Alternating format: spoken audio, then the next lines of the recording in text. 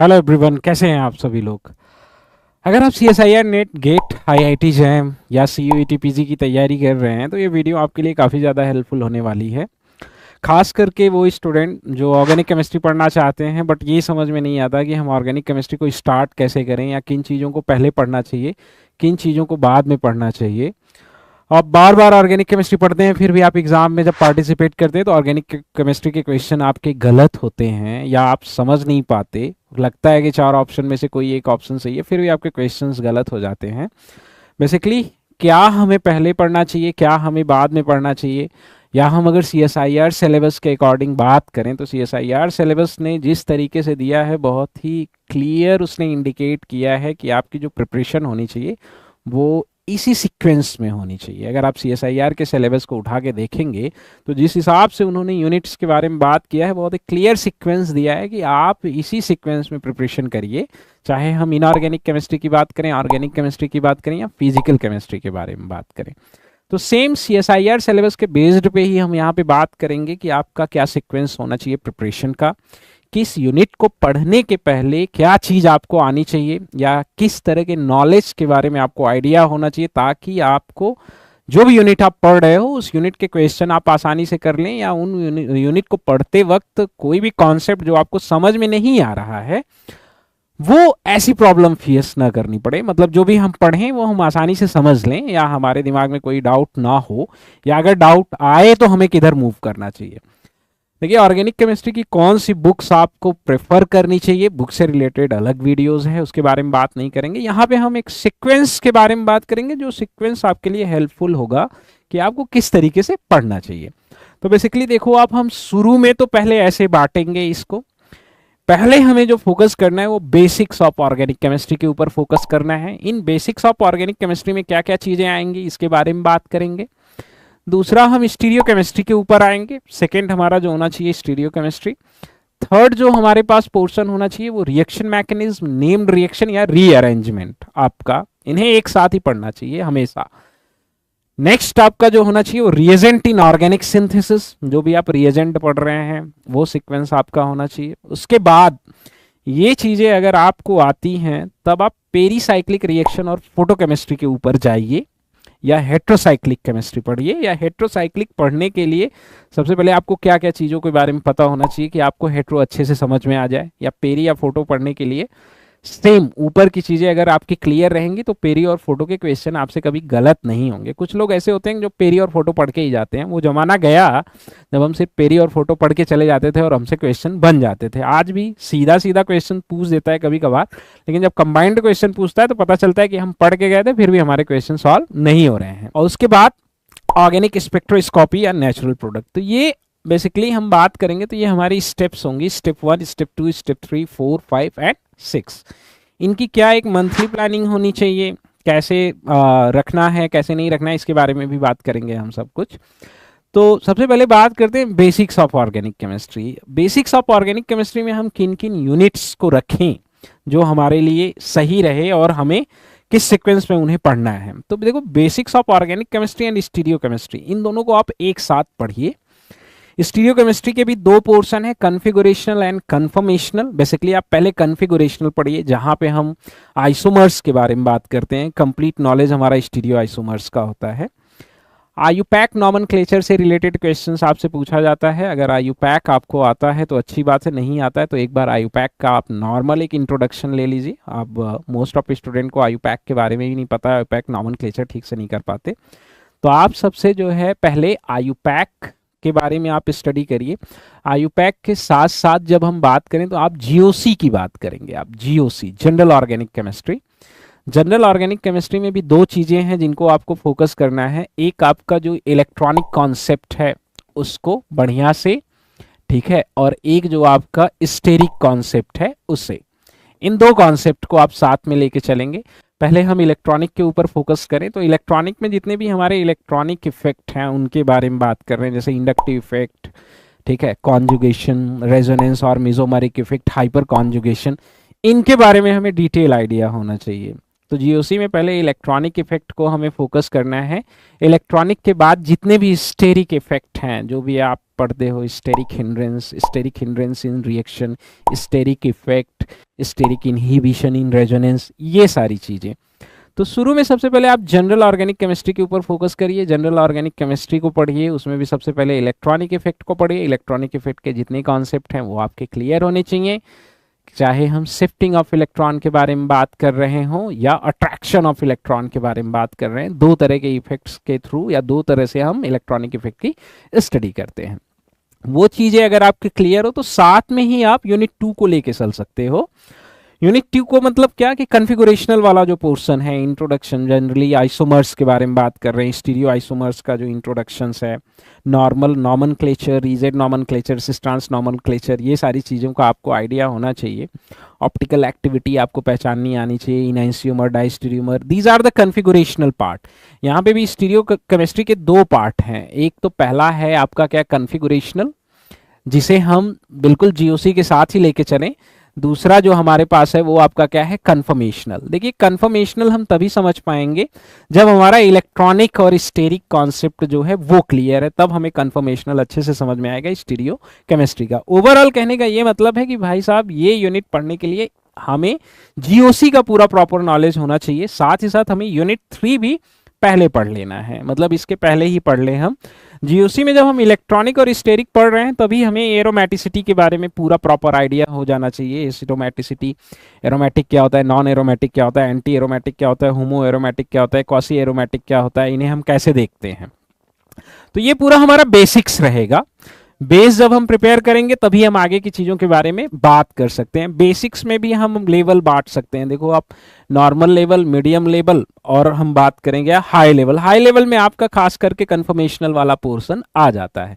इस तरीके से आप according to CSIR net syllabus आप 3 यूनिट कवर कर लेंगे जो आपकी बेसिक्स में ही आएंगी। क्वेश्चन पॉइंट ऑफ व्यू के ऊपर नहीं फोकस करना है कि इससे क्वेश्चन कम आता है, इससे क्वेश्चन ज्यादा आता है। इंपॉर्टेंट ये है कि ये आएगा तभी ज्यादा नंबर वाले जो आपके यूनिट्स हैं वो आप कर पाओगे।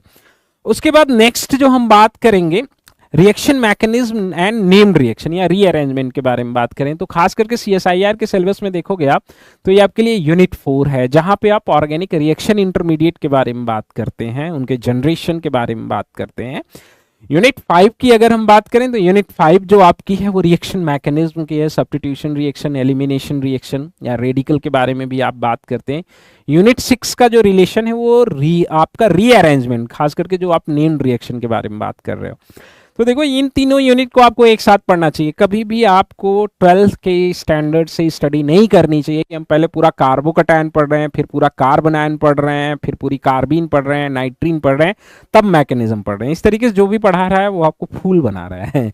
ये 12th में अच्छा लगता है, यहाँ पे हमें अच्छा नहीं लगता है। यहाँ पे तो हमारे लिए इतना बर्डन हो जाएगा कि हम यूनिट 5 तक आते आते ही बोल जाते हैं। खास करके यूनिट 5 या यूनिट 6 जाते जाते तो हम बोल चुके होते हैं, हम इसी में ही उलझ चुके होते हैं और हमें लगता है कि यही बहुत टफ है। तो देखिए इंटरमीडिएट को पढ़ने का तरीका है कि आप इंटरमीडिएट को वहाँ पे पढ़िए जहाँ पे आपकी इनसे मुलाकात होती है, जहाँ पे इनके एप्लीकेशन है। जैसे अगर आप सब्स्टिट्यूशन रिएक्शन पढ़ रहे हैं तो वहाँ पे आपको कार्बोकैटायन से मुलाकात होगी SN1 रिएक्शन में। अगर आप एलिमिनेशन रिएक्शन पढ़ रहे हैं, जब आप E1CB के बारे में बात करते हैं तो वहाँ पे आपकी कार्बोनायन से मुलाकात होगी। अगर आप कार्बोनिल सेंटर पे रिएक्शन मैकेनिज्म पढ़ रहे हैं तो वहाँ पे आपकी एलाइट केमिस्ट्री से मुलाकात होगी। ठीक है, तो इस सीक्वेंस में आप पढ़िए। कार्बोकैटायन को सब्स्टिट्यूशन के साथ पढ़िए, कार्बोनायन को आप एलिमिनेशन के साथ पढ़िए, बेंजाइन को आप एरोमेटिक सिस्टम पे जब मैकेनिज्म पढ़ने जा रहे हैं तब पढ़िए।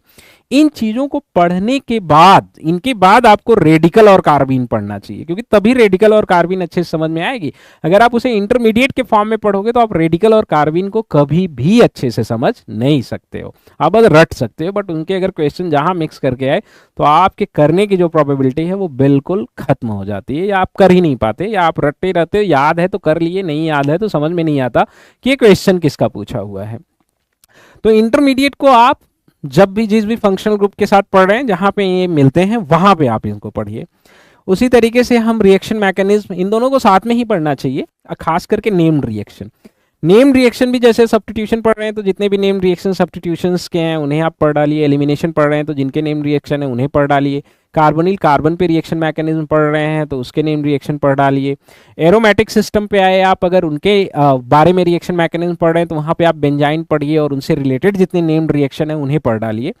ये आपके लिए देखिए CSIR हो या गेट हो, कोई भी एग्जाम हो, ये reaction mechanism and name reaction वाला जो आपका सेकंड पोर्शन है बहुत ही इंपॉर्टेंट है और सबसे ज़्यादा क्वेश्चन यहीं से आपके आते हैं।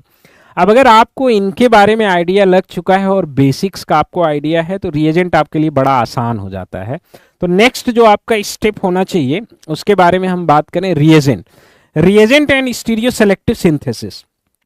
अगर मैकेनिज्म आती है, कन्फर्मेशनल आपका क्लियर है, कॉन्फ़िगरेशनल आपका क्लियर है, बेसिक्स आपकी क्लियर है, तभी आपको स्टीरियो सेलेक्टिव सिंथेसिस अच्छे से समझ में आएगी। स्टीरियो सेलेक्टिव सिंथेसिस और रिएजेंट को हम साथ में ही पढ़ें क्योंकि ज़्यादातर आप जितनी भी स्टीरियो सेलेक्टिव सिंथेसिस के बारे में हम बात करते हैं वो आप रिएजेंट के बेस्ड पे ही बात करते हो। तो ये आपका देखो यूनिट 7 जो आपके CSIR के सिलेबस में है वहाँ पे ऑर्गेनिक ट्रांसफॉर्मेशन एंड रिएजेंट के बारे में बात करते हैं।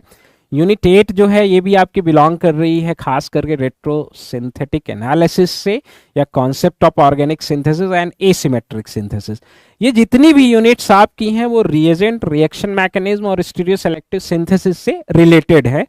यहाँ से भी आप देखोगे तो आपको ढेर सारे क्वेश्चंस पूछे जाते हैं। जैसे अगर हम एसिमेट्रिक सिंथेसिस के बारे में बात करें तो आप जितने भी मॉडल्स पढ़ते हो, जैसे अगर हम बात करें क्रैम मॉडल की, फल्किन की बात करें, हॉक की बात कर लें, शार्पलेस एसिमेट्रिक इपॉक्सीडेशन की बात कर लें, शार्पलेस एसिमेट्रिक हाइड्रोक्सिलेशन की बात कर लें, ये जितने भी आपकी हैं सारी एसिमेट्रिक सिंथेसिस हैं या स्टीरियो सेलेक्टिव सिंथेसिस हैं। इन्हें आप मैकेनिज्म पढ़ने के बाद, जनरल ऑर्गेनिक केमिस्ट्री पढ़ने के बाद और स्टीरियो पढ़ने के बाद पढ़ेंगे तो ये आपको अच्छे से समझ में आएंगे। शॉर्ट ट्रिक भी आपको बढ़िया से समझ में आएगा, ठीक है। उसके बाद अगर हम बात करें, ये सब पढ़ने के बाद ही आप पेरीसाइक्लिक और फोटोकेमिस्ट्री पे आइए। पेरीसाइक्लिक फोटोकेमिस्ट्री उतनी डिपेंडेंट तो नहीं है, लेकिन फिर भी अगर आप इन्हें पढ़ने के बाद पढ़ते हो तो मुझे नहीं लगता कि पेरी और फोटो के क्वेश्चन आपसे कभी गलत होंगे, या आपको पेरी और फोटो याद करना पड़ेगा। जैसे हम रूल याद कर लेते हैं ना, थड़ाथड़ थड़ाथड़। अगर हमें बेसिक्स पता है तो हमें पता चल जाता है कि देखो रिएक्शन कहाँ पे जाएगी। बेसिक्स रूल्स को बस हमें थोड़ा सा ध्यान में रखना पड़ता है। पेरी और फोटो आप इनके बाद ही पढ़िए, ये आपकी यूनिट 10 में आती है। पेरी, फोटो और कंप्लीट रिएक्शन मैकेनिज्म के बाद आप अगर हेट्रोसाइक्लिक पढ़ेंगे तब जाके आपको अच्छे से समझ में आएगी, ये ध्यान रखिएगा। अगर आप सोचेंगे कि अकेले हम हेट्रोसाइक्लिक पढ़ लें हमें समझ में आ जाए तो वो मुश्किल है। तो यूनिट 11 जो आपकी है खास करके किससे, synthesis and reactivity of common heterocyclic compound, तब जाके आप इसे पढ़ेंगे। बाद में अगर आप बेसिक्स जितना भी है मैकेनिज्म आपका क्लियर है तब जाके आपको समझ में आएगा। क्योंकि देखो सिंथेसिस में क्या होता है, जब हम हेट्रोसाइक्लिक कंपाउंड की सिंथेसिस के बारे में बात करते हैं वहाँ सब कुछ पूछा जाता है। वहाँ पे आपको मैकेनिज्म आनी चाहिए, वहाँ पे आपको पेरी भी आनी चाहिए क्योंकि वहाँ पेरीसाइक्लिक रिएक्शन का भी इन्वॉल्वमेंट होता है, फिर फोटोकेमिस्ट्री का भी आपको आइडिया होना चाहिए, तब जाके आप सिंथेसिस अच्छे से कर पाते हैं। अदरवाइज समझ में नहीं आता, इतनी कॉम्प्लिकेटेड मैकेनिज्म होती है जब हम सिंथेसिस की बात करते हैं, हेट्रोसाइक्लिक कंपाउंड की जब हम सिंथेसिस की बात करते हैं। तो सिंथेसिस पढ़ने के लिए हमें सब कुछ आना चाहिए, या हम इस तरीके से कहें कि हेट्रोसाइक्लिक पढ़ने के लिए हमें सब कुछ आना चाहिए। अब देखो एरोमेटिक वाला जो पोर्शन है खास करके वो आपका यहीं पे आ जाता है। यहीं पे हम जब हम मैकेनिज्म के बारे में बात करते हैं ना तो हम यहीं पे एरोमेटिक वाली पोर्शन के बारे में बात कर लेते हैं। एरोमेटिक सब्स्टिट्यूशन रिएक्शन के बारे में, इलेक्ट्रोफिलिक हो चाहे न्यूक्लियोफिलिक हो या बेंजाइन मैकेनिज्म के बारे में बात करें तो ये इसी पे आता है, ठीक है। ये अगर क्लियर है तभी आपको हेट्रोसाइक्लिक जाके अच्छे से समझ में आएगा। लास्ट में जो चीजें होती हैं वो आपकी spectroscopy and natural product. Spectroscopy चाहे हम एनएमआर पढ़ रहे हैं या मास, अगर इनके क्वेश्चन आप देखोगे तो हमें मैकेनिज्म आनी चाहिए, तभी आप जाके इनके क्वेश्चंस भी कर पाओगे। क्योंकि अभी देखो, अब जैसे अभी क्वेश्चन पूछ दिया था इन्होंने, कौन सी रिएक्शन दे दी थी, एक सिंथेसिस करवा दी थी और उसमें आपसे M+2 M+4 M+6 के बारे में पूछ दिया था। तो हमें मैकेनिज्म आएगी तभी हम मास के क्वेश्चन या एनएमआर के क्वेश्चन चाहे जिस भी लेवल के पूछे वो हम कर सकते हैं। शुरू में भी आप इन्हें पीक आइडेंटिफिकेशन, सिग्नल आइडेंटिफिकेशन वगैरह चीज़ों को पढ़ सकते हो, बट अगर आपको अच्छे तरीके से प्रिपेयर करना है तो लास्ट में आपको खास करके जो मैकेनिज्म का पोर्शन है या बेसिक पोर्शन है वो अगर आपका क्लियर रहेगा तभी जाके आप इसको बढ़िया से कर सकते हो। बढ़िया से करने का मतलब ये होता है कि हम जिस भी यूनिट को कर रहे हो उसके क्वेश्चन चाहे जिस लेवल के आए एटलीस्ट हम उन्हें सॉल्व करके आए। तो ये स्ट्रैटेजी अगर हम ऑर्गेनिक को लेके फॉलो करेंगे तो हमें ऑर्गेनिक पढ़ना बड़ा आसान रहेगा, लेकिन हम जनरली ऐसा नहीं करते हैं। हम उठाते हैं, पहले पेरी फोटो पढ़ते हैं, फिर स्टीरियो पढ़ते हैं, फिर उठा के नेम्ड रिएक्शन पढ़ते हैं। बिना रिएजेंट पढ़ाए लोग आपको नेम रिएक्शन पढ़ा देंगे, बिना रिएजेंट और ये क्या कहते हैं, बिना मैकेनिज्म पढ़ाए आपको नेम रिएक्शन पढ़ा दिया जाता है। नहीं भाई, ये देखो गलत बात है, सरासर गलत बात है, अत्याचार होता है आप लोगों के साथ, समझ में आएगा नहीं ऐसे।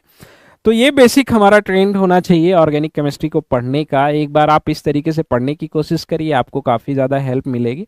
और आपको इसके एग्ज़ाम वेटेज के बारे में आइडिया है ही, चाहे हम CSIR की बात कर लें तो आप अगर क्वेश्चन देखोगे तो 100 टू 120 मार्क्स के आते हैं। और ऑर्गेनिक केमिस्ट्री ही एक ऐसी टॉपिक है जिसके बेस्ड पे आप चाहोगे तो मैक्सिमम मार्क्स पा सकते हो। ऑर्गेनिक ही एक ऐसी टॉपिक्स है जो आप अगर एक बार अच्छे से पढ़ लेते हो तो बार बार उसे पढ़ने की ज़रूरत नहीं पड़ती या याद करने की ज़रूरत नहीं पड़ती, बशर्ते आपने अगर उस स्टैंडर्ड की ऑर्गेनिक केमिस्ट्री पढ़ी है। तो लाइफ में कभी भी किताब उठा के पढ़ोगे तो आपको ऑर्गेनिक के कॉन्सेप्ट रिमाइंड रहेंगे, बाकी सबके साथ ऐसा जनरली नहीं होता है।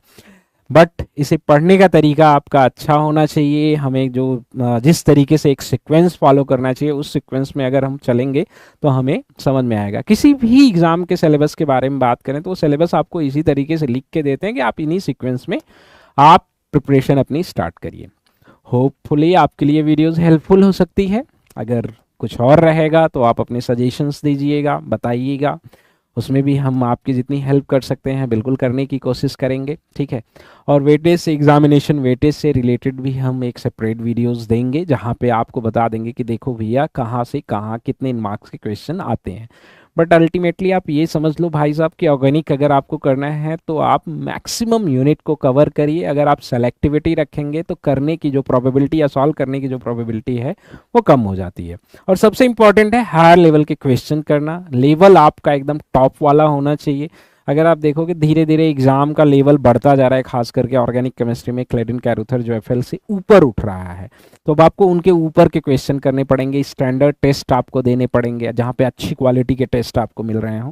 वो ओल्ड वाले कॉन्सेप्ट से थोड़ा सा हमें दूर हटना पड़ेगा। अदरवाइज हमें लगता है कि अरे यार हमारी तो ऑर्गेनिक केमिस्ट्री प्रिपेयर है, बट हम एग्जाम में जाते हैं तो हम बोल जाते हैं, धोखा हो जाता है हमारे साथ। तो देखिए आप अगर ढंग से पढ़ोगे तो धोखा वोखा कुछ नहीं होने वाला है।